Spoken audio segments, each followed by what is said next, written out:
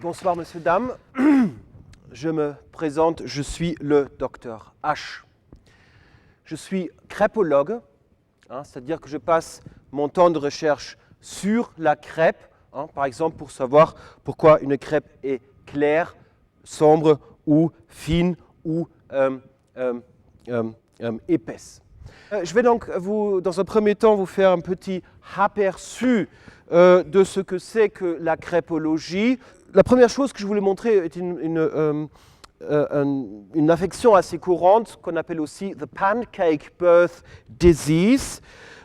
Donc ici, vous pouvez observer donc une crêpe qui a été photographiée près de Bordeaux et vous pouvez remarquer donc l'apparition de creux et de bosses à la surface de la crêpe. Et on parle dans ce cas d'une ondulose. Qui, en français, donc, qui apparaît surtout à l'âge adolescent de la crêpe et qui peut s'avérer tellement sévère comme ici près de Nantes, où là, la crêpe s'est carrément cassée en deux. Là, on parle donc de ce qu'on appelle une ondulose fissatoire, très difficile à soigner par la suite. Un autre exemplaire que je voudrais vous présenter est une crêpe atteinte d'une maladie qui est donc, ou la malformation, on peut presque dire, la plus sévère qui soit. C'est une crêpe qui n'a pas de limbophare.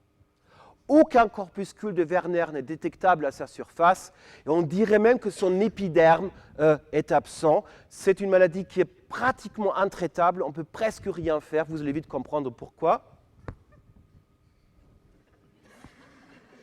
Voilà. Suite à ce phénomène, il y a des chercheurs, des crêpologues américains qui supposent qu'il s'agit d'une crêpe qui n'a pas été faite. Ce qui est tout à fait possible, mais en France, l'école de crêpologie en France pense plutôt qu'il pourrait s'agir là d'une crêpe dite homéopathique, c'est-à-dire extrêmement diluée dans l'eau, mais là, il faudrait encore du temps pour savoir comment les chercheurs vont trancher. Et à partir de ce constat, j'ai élaboré moi-même une classification dite la classification des crêpes Dr. Hchienne,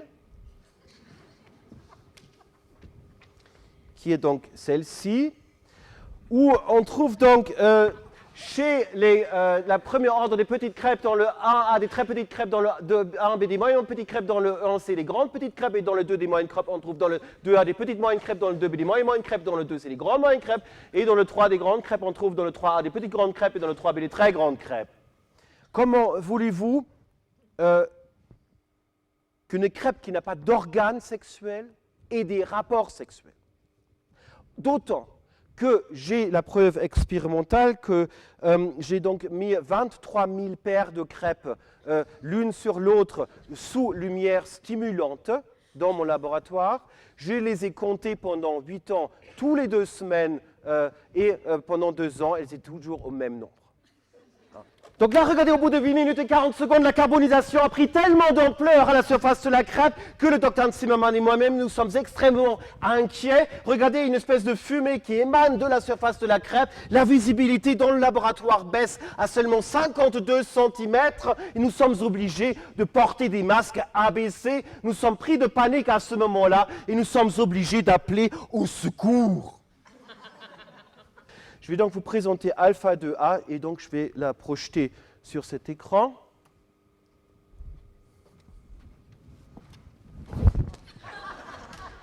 Petite plaisanterie. J'ai bien sûr projeté que l'image de la crêpe alpha 2A sur cet écran. Petite plaisanterie, cela fait toujours rire mes étudiants. Soyez attentifs s'il vous plaît. Et lorsque vous regardez donc ces images, est-ce que vous pouvez observer une différence entre ces photos? Est-ce que vous voyez une différence? Vous en voyez une? Non. Est-ce que vous voyez une différence? Et vous voyez une différence, monsieur? Vous en voyez pas? Vraiment? Mais c'est normal parce qu'il n'y a pas de différence entre ces photos. Je les ai toutes comparées, elles sont absolument identiques. L'expérience a été donc un échec.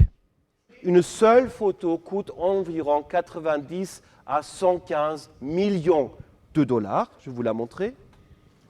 Là, on peut tout à fait remarquer que la photo est extrêmement belle et C'est pour cette raison que Robert Fainsworth et moi-même, nous avons décidé de la mettre sous cadre.